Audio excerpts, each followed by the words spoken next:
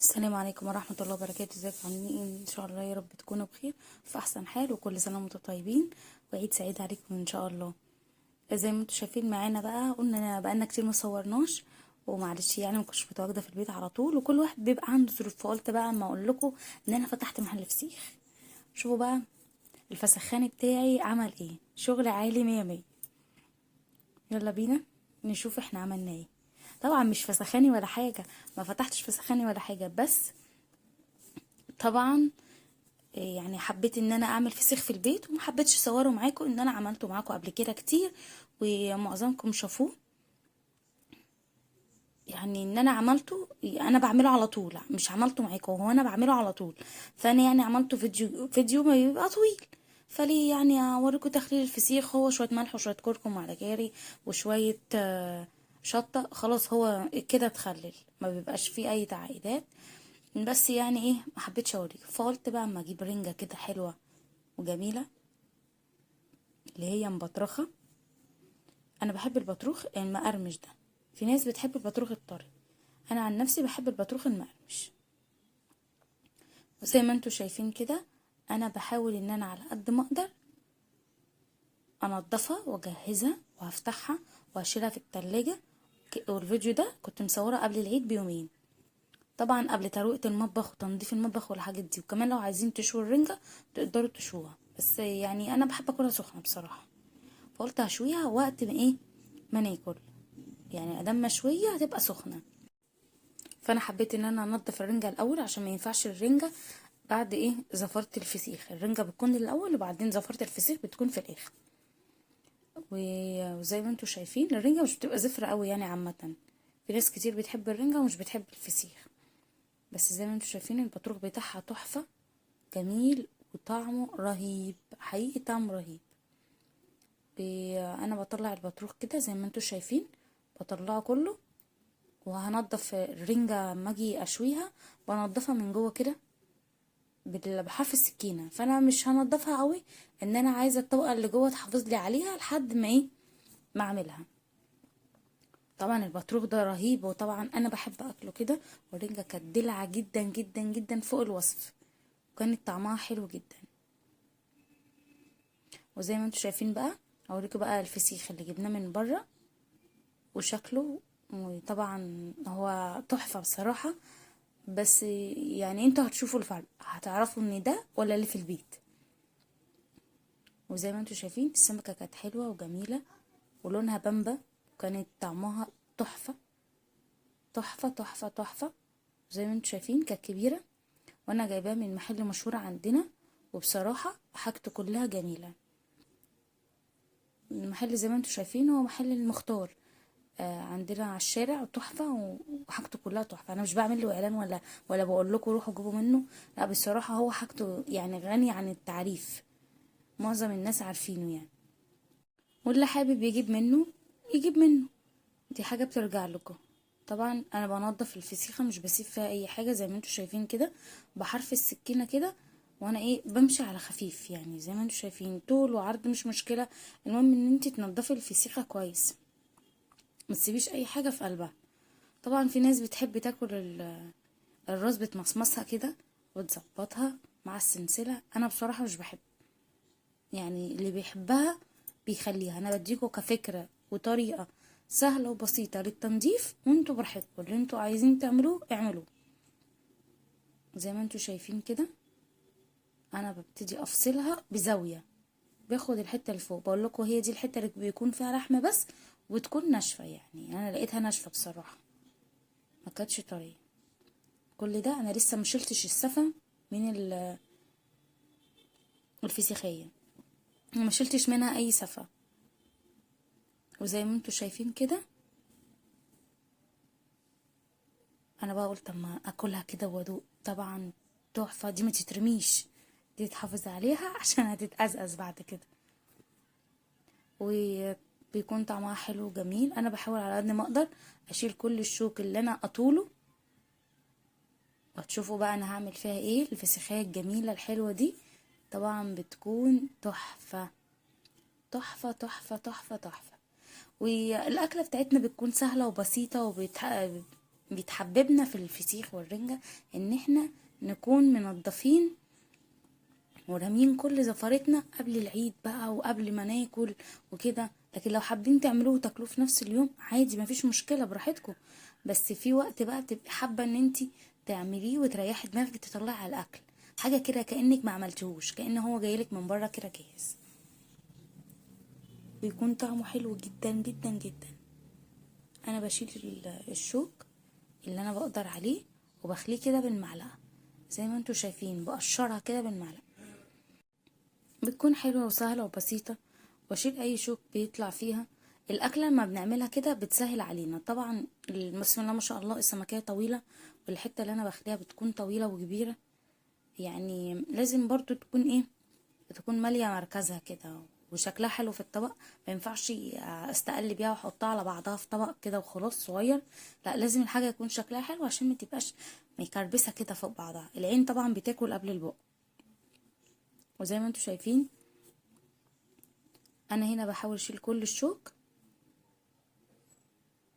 وبطلع كل الشوك اللي انا بقدر عليه، وبطلع كل اللحم بتاع الفسخاية. مش بسيب اي حاجة، اي حاجة مش بسيبها، لازم ننضفها كلها كويس وافردها كده، ما سيبهاش مكلكعه كده. يعني مطرح ما بخليها بتبرم معايا، لا انا لازم يعني افردها كده واظبطها زي ما انتوا شايفين في ايديا كده مفروده. بيكون شكلها حلو طبعا، وتكون سهله في الاكل. تقدري تعملي الفسيخ، الملوحه، البسارية، السردين، تقدري تخلي كل حاجه وتظبطي كل حاجه بالطريقه اللي تريحك اللي انت هتاكلي بيها، وتحطيها في اطباق. وطبعا الاطباق دي استعمال مره واحده وهتترمي بعد كده، مش هقدر استعملها تاني. بتكون حلوه ومفيده، يعني ان انت بتكوني في البيت بتخليها تستعمليها، ورخيصه مش غاليه مش مكلفه قوي يعني. وفي نفس الوقت بتسهل عليكي حاجات كتير. انا ساعات بستعملها في التفريز في الفريزر، وساعات بستعملها في حاجات زي كده، في في اي حاجه مثلا محتاجه احطها على الرف يومين ثلاثه، مش شرط يعني، في حاجات كتير. وزي ما انتوا شايفين انا خليتها كلها بالمنظر ده وبالشكل ده، وفيها حتت كده مش عجباني بصراحه، بحاول ان انا ايه اشيلها بالسكينه. وزي ما انتوا شايفين انا بحاول اجيب لكم كل التفاصيل عشان خاطر اللي نفسه يعمل كده ويسهل على نفسه يعمل. طبعا خلاص ما بقاش فيها حاجه، وكلها ولا شلنا سفه ولا نطورنا ولا عفرنا ولا اي حاجه خالص. وتقدروا كمان تحطوها في قلب الكيس من جوه وتطلعوا السفة فيه، ما بينطرش سفة خالص خالص خالص خالص، ولا بتبهدل الدنيا. اي شنطة كده او كيس وتحطوها جواها وتبتدوا تطلعوا منها السفة بالسكينة اللي هو القشر. طبعا نيجي للجامد المتين بتاعنا بقى، شغل بيتي في اخر من الاخر. بقى العملية الجراحية اللي احنا كنا بنعملها، اللي انا قلت لكم عليها ولسه عاملاها، وتكون حلوة جدا وسهلة وخفيفة. انا ما يعني في ناس بتحب الدغدغه، انا بصراحة ما عملتش فيه اي حاجة، زي ما هو كده انا خللته. وكنت جايباه اليوم ده ما خللتوش بصراحة، ما اسعفنيش الوقت. فانا طبعا كنت غسلاه جدا ان اليوم ده كنت عاملة سمك، فغسلته وشلته في الفريزر في التلاجة على الرف، وطلعته بعد كده يعني غسلته وسبته الصفة. فجيت بالليل ما قدرش اعمله، شلته في التلاجة على الرف، وتاني يوم عملته واتعمل معايا في منتهى السهولة، وتخلل وطلع زي الفل. ما تأثرش، ما حصلش فيه اي حاجة، ما بص ما عفنش، ريحته ما غيرتش ولا اي حاجة. ان هو لو كان ريحته غيرت انا كنت هقرف منه مش هقدر اكمله، كنت استغنى عنه خالص. لكن بصراحة طلع تحفة. طبعا انا هنضف سمكية واحدة عشان ندوق بتاع بره وندوق كمان بتاع البيت، وما بيكونش فيه اي زفارة ولا اي حاجة، ونعرف الفرق. اكيد طبعا لو بتاع بره هيكون احلى مش هعمله في البيت تاني، واكيد هاكل بتاع بره على طول، وهوفر على نفسي تعب ومجهود وزفارة والكلام ده كله، وهجيبه من بره على طول. ممكن كمان نجيبه من بره متنضف، بما ان ده انضف واحد عندنا هنا بيبيع فسيخ ورنجة والكلام دوت بيبقى تحفة، فقلت ايه اجيب من عنده. وطبعا جبنا الكبيرة عشان الكبير طبعا بيكون حلو قوي، بيكون انضف. الصغير مش بيبقى قد كده، بس بالعكس والله الصغيرة بتبقى احلى واطعم ودايبة عن الكبيرة. يعني انا حسيت ان لحمها ناشف شوية عشان هي كبيرة، يعني حاجة لما يعني زي بتعجز كده الكبيرة طبعا بتكون لحمها مش حلو، لكن لما بتكون صغيرة بتكون دايبة وجميلة. مش شرط صغيرة قوي يعني خالص، لا بتكون وسط. يعني خير الامور الوسط في كل حاجة، بتكون افضل واحسن. انا طبعا لميت كل الزفارة اللي كانت قدامي دي ونضفت، وجبت بعد كده الفسيخية عشان افتحها بقى. وزي ما انتوا شايفين كده، هتشوفوا بقى هعملها ازاي. عشان طبعا احنا قلنا طبعا ما ننساش ان العين بتاكل قبل البق. كله دسامة وجميل وزي الفل. فسخية تعرفيها من لونها البامبا الجميل اللي هو مورد ده، مش تكون بيضة برضو، ما تكونش بتبقى يعني غامقة. ان الفسخية الكبيرة دي كان فيها حتت غامقة شوية، اللي هي محمرة دي لما قعدت في التلاجة انا الصراحة حسيت ان هي مش، ما معرفش بقى هي طعمها قعدت في التلاجة غير ولا هي كانت طعمها كده من الاول. بس بصراحة كانت حلوة مش وحشة. انا كده بدوق دي، فبصراحة لا يعني بصراحة اللي انا عاملاها مش عشان انا عاملاها، لا احسن جربوا تعملوا كده في البيت وما تشتروش من بره. والله هو حاجته جميلة والرنجة بتاعته تحفة تحفة تحفة. بس انا عن نفسي حبيت بتاعة البيت اكتر. ممكن لو جبت من الصغير شوية يكون احلى. انا عشان جبتها من الكبيرة انا ما فصلتش هنا الشوكة، اني عايزاها كده كلها على بعضها. فاحنا ممكن ما نطلعش العلبة الطبق الكبير يعني وناكله، وناكل من الصغيرة ان هي تبقى كتيرة علينا. فانا كل اللي انا هعمله احط على وشها الصغيرة دي حبة زيت، ومش هحط عليها اي حاجة تاني. فانا هناكل حتة صغيرة كده منها من على الوش، مش هحط اكتر من كده. واحط بقى شرايح ليمون، عشان طبعا زي ما قلنا العين بتاكل قبل البق. انا جبت لكم كل تفاصيل اللي انا عملتها في الفسيخ. ما جبتلكوش طريقة تخليله عشان هو سهل وبسيط ما فيهوش اي تعقيدات يعني. وانا عاملاه في فيديو قبل كده، انا ممكن اقدر انزل لكم اللينك بتاعه في صندوق الوصف من تحت، وهتشوفوا طريقة تخليله. وانا هنا بقى جبت كيسين عكس بعض وحطيت فيهم الفسيخ، وهقلع بقى الجوانتات دي مش هعمل حاجة تاني. وهلم بقى كل الحاجات ديت كده واقفل عليهم بالاسترتش، وهقفلهم كويس وهشيلهم في الفريزر.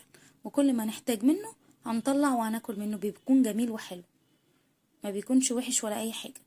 وجربوا بس كده تعملوه في البيت، بيكون حلو جدا. هسيب لكم تاني طريقة تخليله في صندوق الوصف، عشان انا قلت مش يعني مش مستاهله الفيديو كله برضو. بيبقى سهل وبسيط، مش مستاهل ان انا اكرره تاني. بس لو حابين ان انا اعمله معاكم هعمله معاكم، ما فيش مشكله. ان في ناس ما بتاكلوش في العيد، ناس بتاكله بعد العيد. بس ما اعتقدش ان كل بتوع الفسيخ كانوا زحمه، وبتوع البيتزا وبتوع الكشري كلهم كانوا زحمه. بعد صلاه العيد الناس كلها نزلت عليهم ما شاء الله بألف هنا وشفا. ربنا يحسن لكل واحد سوء. فزي ما انتم شايفين انا غلفت كل حاجه، كنت منضفه البصل الاخضر ومغلفاه كمان. وده كان شكل اكلتنا الجميله. حطيت هنا وهنا زيت وظبطت الدنيا، وزي ما انتم شايفين، والبطروخ. وطبعا عملته بالطحينه زي ما انتم عارفين الطريقه اللي انا بعملها.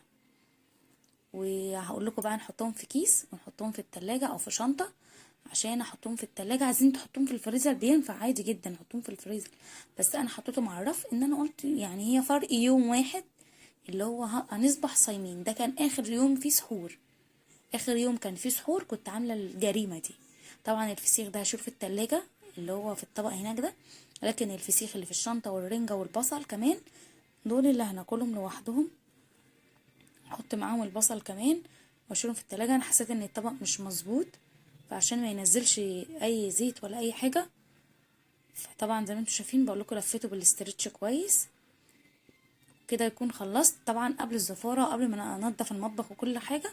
وبعد كده ارجع اخلص كل حاجتي بقى على نظافه وعلى رواقه. وزي ما انتم شايفين، ونشوفكم ان شاء الله في فيديوهات احلى واحلى، وفيديوهات جميله وحلوه وبسيطه وسهله وتكون مفيده. متنسوش اسيب لكم الفيديو بتاع التخليل في صندوق الوصف. واللي مش مشترك في قناتي يسعدني ويشرفني